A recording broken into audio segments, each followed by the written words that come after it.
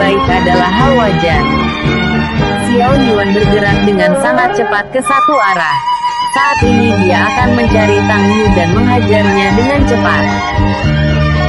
Sebelumnya ketika Tang Yu melemparnya ke dalam sungai, Xiao Yuan sengaja meninggalkan tanda jiwa di pakaian Tang Yu dan hal ini akan mempermudah dirinya untuk melacaknya. Sedangkan burung akan dicari olehnya secara perlahan. Xiao Yuan tidak memiliki kesempatan untuk memberikan tanda jiwa padanya, namun dia juga tidak berencana untuk melepaskannya.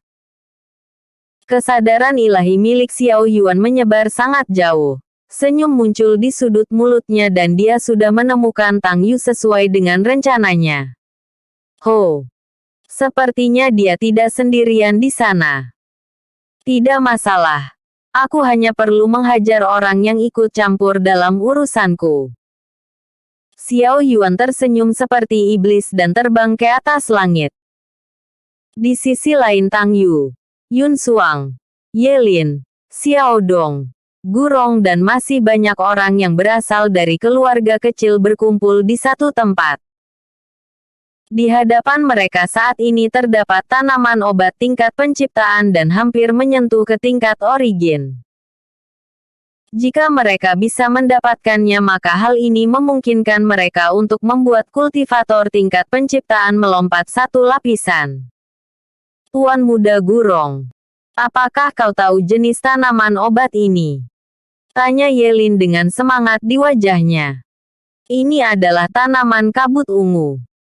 Ini tidak terlalu langka, namun bisa berkembang sampai di tingkat ini benar-benar sebuah keajaiban. Jika aku bisa memurnikannya menjadi pil roh maka ahli tingkat penciptaan bisa melompat satu lapisan di atasnya dan tentunya ini tidak menimbulkan efek samping sedikit pun. Kata Gurong dengan jujur. Luar biasa.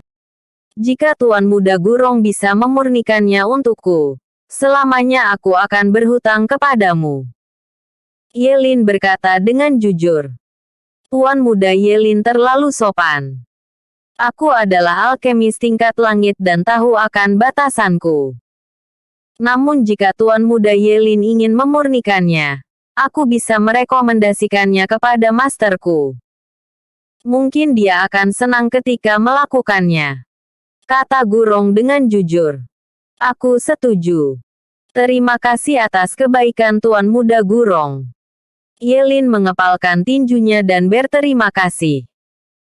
Melihat Yelin yang seenaknya sendiri mengeklaim tanaman kabut ungu, Tang Yu dan Xiao Dong menjadi sangat kesal. Namun kekuatan mereka tidak seimbang sekarang dan bertarung sekarang bukanlah tindakan yang bijak. Sebuah sosok tiba-tiba muncul dan itu adalah Qin Yue. Dia merasakan gelombang fluktuasi dan banyak orang berkumpul di tempat ini. Seperti dugaannya bahwa tempat ini memunculkan harta yang sangat berharga. Maafkan saya. Tapi mengeklaim harta ini untuk diri sendiri bukanlah tindakan yang bijak. Qin Yue melihat ke arah Yelin dan terlihat tidak senang. Adik Yue. Lebih baik kau tidak mengganggu urusan kami. Pergilah dan bermain dengan pria tampan kecilmu itu. Jika kau tidak bersamanya takutnya dia tidak akan bisa tidur dengan tenang. Kata Yun Suang yang mengejek Qin Yue. Siapa yang aku pilih itu bukanlah urusanmu. Jangan samakan aku seperti dirimu yang mementingkan urusan bodoh seperti memperkuat kerajaanmu dengan bantuan keluarga Ye. Aku bukan lacur yang melakukan tindakan seperti itu. Qin Yue mencibir dengan jijik. Bicara sekali lagi dan aku akan merobek mulut kotormu itu. Yun Suang berteriak sangat marah. Yelin menghadangnya dan berkata, sepertinya nona ini salah paham. Wajar bagi wanita untuk memilih pasangan yang baik dalam hidupnya. Jika kalian menginginkan tanaman kabut ungu maka rebutlah dariku. Aku akan mematahkan satu tangan kalian terlepas dari mana kalian berasal, sekalipun kalian berasal dari 3 keluarga besar. Aku akan tetap melakukannya tanpa rasa takut. Qin Yue melihat ke belakang dan tidak ada satupun dari mereka yang menunjukkan tanda-tanda berani memulai pertarungan. Melihat hal ini Yun Xuang mulai tidak tahan dan berlari ke arah Qin Yue. Dia mendesak sumber ki miliknya dan telapak tangan api melesat ke arah Qin Yue. Asteris yang melakukan serang diam-diam. Qin Yue berteriak dengan marah. Auranya meledak dengan gila dan menjentikkan jarinya. Sebuah kelopak teratai dengan ukuran yang cukup besar muncul dan menyapa telapak tangan api milik Yun Xuang. Asteris boom. Asteris. Kedua serangan ini bertabrakan dan Qin Yue terdorong mundur. Qin Yue terbang ke atas langit dan mengeluarkan sebuah busur.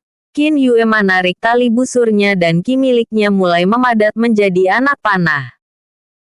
Udara di sekitarnya mulai berubah dan Qin Yue melepaskan anak panah yang langsung melesat ke arah Yun Xuang. Sebuah angin tornado mengelilingi anak panah dan Yun Xuang sedikit ngeri melihatnya. Yun Xuang mengeluarkan tombak miliknya dan memutarnya. Tombak di tangannya mulai berdengung dan cahaya tombak yang ganas melesat ke arah tornado itu. Cahaya tombak yang ganas membelah angin tornado itu dan melesat ke arah Qin Yue.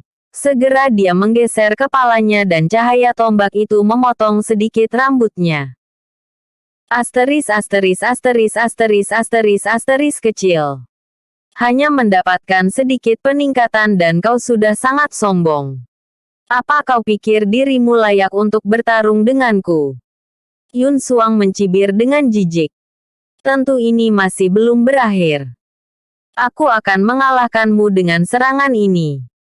Qin Yue menarik busurnya dan menembakkannya ke atas langit. Anak panah itu meledak di atas langit dan udara di sekitarnya mulai memadat. Sebuah teratai yang terbentuk dari angin mulai memadat dan aura yang dipancarkannya sangat mengerikan. Namun sebelum teratai itu terbentuk sepenuhnya, cahaya emas melesat dari atas langit seperti sebuah meteor dan menabrak teratai angin milik Qin Yue. Qin Yue sangat terkejut melihat hal ini dan cahaya emas itu terus turun ke bawah dan menabrak tanah. Asap debu mulai memenuhi tempat itu dan Qin Yue merasa sangat kesal. Episode sebelumnya. Bab 135 Buka Mata Kalian. Episode berikut. Semua orang melompat mundur dan melihat ke arah asap debu. Wajah mereka berubah menjadi sangat terkejut dan perlahan Xiao Yuan menunjukkan dirinya. Terlebih Xiao Dong yang merupakan kakak kedua dari Xiao Yuan. Cara kedatangan Xiao Yuan ini sangat aneh dan bahkan dapat menghancurkan teknik milik Qin Yue. Tang Yu, apakah kau masih sehat? Tuan muda ini datang untuk menghajarmu, kata Xiao Yuan dengan dingin. Yun Xuang dan Ye Lin tidak bisa menahan keterkejutannya. Bagaimana mungkin seorang sampah yang tidak dapat berkultivasi dengan santainya menghancurkan teknik Qin Yue dan menantang Tang Yu? Aura membunuh meledak dari dalam tubuh Tang Yu. Ekspresinya menunjukkan kemarahan yang sangat besar. Menantangnya di depan umum seperti ini adalah hal yang memalukan baginya. Bahkan jika Xiao Yuan seorang sampah dia harus menghajarnya demi reputasinya. Gurong juga memiliki ekspresi yang sama namun ada sedikit keraguan di dalam hatinya. Dia bukanlah orang bodoh yang akan melawan musuh yang kekuatannya tidak jelas. Xiao Dong menghampiri Xiao Yuan dan berkata, "Adik, apa yang kau lakukan di sini? Pergi dan aku akan menahan Tang Yu. Kau bukan lawan untuknya." Xiao Yuan melangkah maju dan berkata, "Kakak kedua tidak perlu ikut campur. Duduklah di samping dan biarkan aku menyelesaikan mereka berdua. Penghinaan yang aku terima akan aku balas 2 kali lipat. Aku akan mengukir ingatan bahwa mereka yang menyinggungku akan memiliki akhir yang sama dengannya." Xiao Dong menjadi sedikit panik dan berlari ke arah Qin Yue. "Nona Qin, tolong beritahu dia untuk mundur. Dia akan mendengarkan jika kau yang memintanya. Qin Yue menggelengkan kepalanya dan berkata, pria yang aku pilih tidaklah lemah. Senior Xiao Dong tidak perlu mengkhawatirkannya. Walaupun aku tidak tahu pasti seberapa kuat Xiao Yuan. Namun dia bukanlah orang yang bodoh yang akan melawan musuh yang tidak bisa dia tangani. Hahaha. Lelucon macam apa ini? Jika bukan karena kakekmu, apa kau pikir layak untuk mengatakan hal itu? Teriak Tang Yu dengan percaya diri. Xiao Yuan tersenyum dan menghilang dari tempatnya. Semua orang yang melihat hal ini sangat terkejut dan tiba-tiba Xiao Yuan sudah berada di depan Tang Yu. Aku akan meluruskan satu hal. Kau sendiri yang tidak layak untuk melawanku. Xiao Yuan mencibir Tang Yu dengan jijik. Keparat. Tang Yu mendesak sumber ki miliknya dan tangannya diselimuti aura hijau. Tanah yang menjadi pijakannya sedikit retak dan Tang Yu memukul ke arah Xiao Yuan dengan ganas. Xiao Yuan mengangkat tangan kirinya dan memusatkan ki miliknya. Tinju milik Tang Yu ditangkap menggunakan satu tangan dan semua orang tidak bisa menahan diri untuk bersemangat. Tang Yu menjadi sangat panik dan berusaha untuk melepaskan tangannya dari Xiao Yuan. Namun sebuah tinju yang keras tepat mengenai wajahnya dan membuat Tang Yu terlempar hingga menghancurkan pohon di belakangnya. Xiao Yuan hanya menggunakan kekuatan fisiknya dan jika dia serius menggunakan tambahan petir emas, kepala Tang Yu akan hancur berkeping-keping di bawah tinjunya.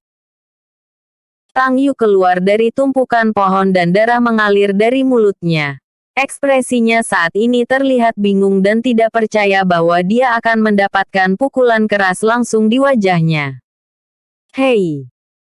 Di mana kesombonganmu yang kau tunjukkan waktu itu? Kau menyebutku sampah dan sekarang kau kesulitan melawan sampah sepertiku. Lalu disebut apa orang seperti dirimu? Xiao Yuan mencibir Tang Yu dengan jijik dan perlahan mendekat. Tang Yu merasa ngeri dengan sosok Xiao Yuan dan kakinya mulai gemetar. Instingnya mengatakan bahwa sekeras apapun dia mencoba dia tidak mungkin menang melawan Xiao Yuan. Jangan kemari. Acara ini dilarang untuk membunuh satu sama lain. Jika kau membunuhku, kedua keluarga akan jatuh dalam perang. Tang Yu perlahan mundur dan sangat ketakutan. Hahaha. Apakah kau pikir dirimu layak untuk mati di tanganku? Apakah kau tidak mengingat perkataanku sebelumnya? Xiao Yuan bergerak dengan cepat dan mencengkram lengan kanan Tang Yu. Tang Yu mulai mengerang kesakitan dan suara tulang mulai terdengar di telinganya. Xiao Yuan menggunakan sedikit tenaganya dan mematahkan lengan kanan Tang Yu. Aku mengatakan bahwa aku akan mematahkan lengan kananmu. Sekarang masalah kita sudah berakhir. Jika kau ingin membalas dendam maka lain kali kepalamu yang akan lepas dari tubuhmu. Xiao Yuan berkata dengan dingin. Tang Yu meringkuk di tanah dan air matanya keluar karena menahan rasa sakitnya. Namun dia tidak mencoba untuk berteriak dan menahan rasa sakit demi harga dirinya. Jika dia tahu kalau Xiao Yuan menyembunyikan kekuatannya yang mengerikan, dia tidak akan berurusan dan melampiaskan kekesalannya padanya. Gurong. Sekarang adalah giliranmu. Xiao Yuan melihat ke arah Gurong dan berteriak dengan keras. Gurong yang mendengar hal ini terjatuh di tanah dan merasa sangat ketakutan. Kultivasinya hanya berada di tingkat langit lapisan kedua dan bahkan Tang Yu yang berada di lapisan ketiga tidak mampu melawannya. Bagaimana mungkin dirinya bisa bertarung melawan Xiao Yuan? Yelin yang melihat hal ini menghadang Xiao Yuan dan berkata, aku sudah menerima hal baik darinya dan jika kau ingin menyakitinya maka lewati aku dulu. Walaupun Yelin tidak tahu kultivasi Xiao Yuan yang sebenarnya namun dia percaya kalau hal itu masih di bawahnya. Jadi demi mencari wajah dari orang-orang menara pil, dia harus melindungi Gurong. Episode sebelumnya. Bab 136 memilih yang terbaik adalah hal wajar. Episode berikutnya. Bab 138 kejutan.